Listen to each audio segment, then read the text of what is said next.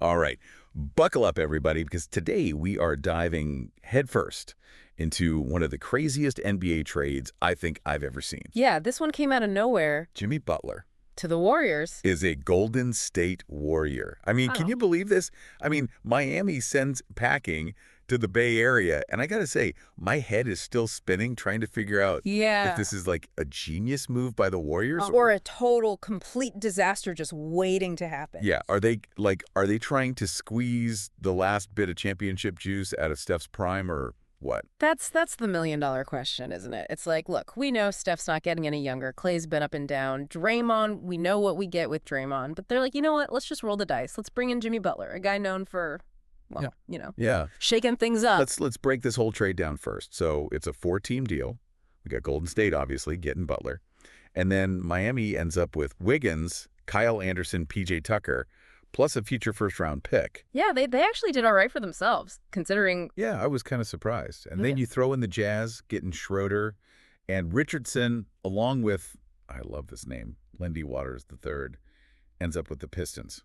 Lindy Waters III. I gotta look up what. I know, right? It's like a character from a movie or something. It really is. It's like a basketball royalty name, Lindy Waters III. But, and then you throw in the Raptors almost being involved and then it falling apart. It's like this trade has everything. It's like a soap opera, I swear. Yeah, it's high drama. And the thing is, the Warriors didn't even waste any time. Boom, 2-year extension, $121 million, Jimmy Butler. So they are all in, and Butler's like, all right, I'm here. Let's do this. Yeah, he seems pretty happy about it, which I got to say is a little surprising considering, his history with teams. Yeah. I mean, let's be honest. This is his, fifth team? Fifth NBA team. Fifth NBA team. And every stop has had its share of, shall we say, fireworks? More like explosions. Right. I mean, Chicago clashes with Hoiberg, the whole, I'm the leader of this team thing. Minnesota, the whole thing with KT and Wiggins. Philly, they ended up choosing Tobias Harris over him. Come on. And I actually thought Miami would be different. He went to the finals with them, right? But even there, it just kind of unraveled. Yeah, it was crazy. Suspensions, that weird press conference where he was like, do I even love basketball anymore? And then all the rumors about Spoelstra and Pat Riley just at their wits' end. It's like, okay, Miami's paradise, but maybe not for Jimmy. Maybe not. So that brings us to the big question, right? How's this going to work in Golden State? I mean, they're currently, 25 and 24, hanging on to that play-in spot by a thread. Barely. And they're like, okay, a 35-year-old Jimmy Butler who hasn't been an all-star in 3 years, he's the answer. It's bold. It's a big gamble. And then, okay, let's talk about the elephant in the room. This new so-called big three, Curry, Butler, and Draymond, all 34 or older. Yeah. Father Time's undefeated. Right. Father Time is undefeated. So is this a last desperate attempt at a dynasty, or are they setting themselves up for a really massive, embarrassing fall? The thing about Butler is he's a ball-dominant player, isolation scoring, that's his bread and butter.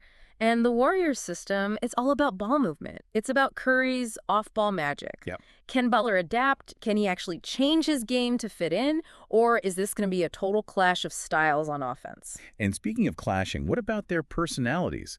Butler and Draymond, both super intense, both known to, let's say, speak their minds. Yeah. Two strong personalities, two alpha dogs. I mean, will this be a recipe for disaster in the locker room?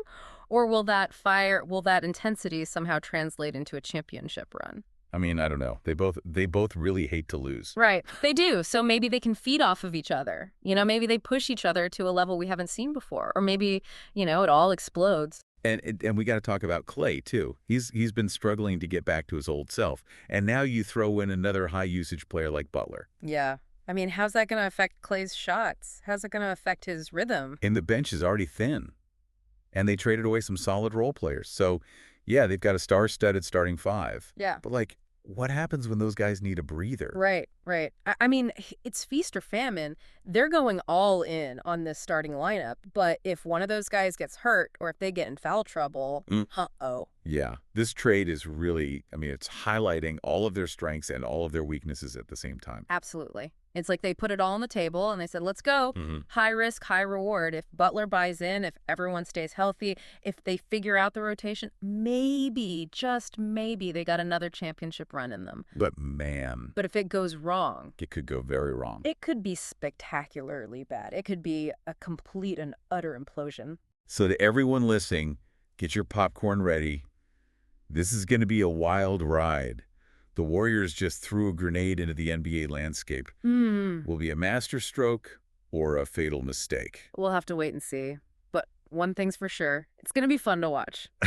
It definitely will. So buckle up. Yeah, buckle up, because this is just the beginning. It's going to get crazy. It's going to get crazy. All right, that's our deep dive for today. Thanks for listening. See you next time. We'll catch you next time.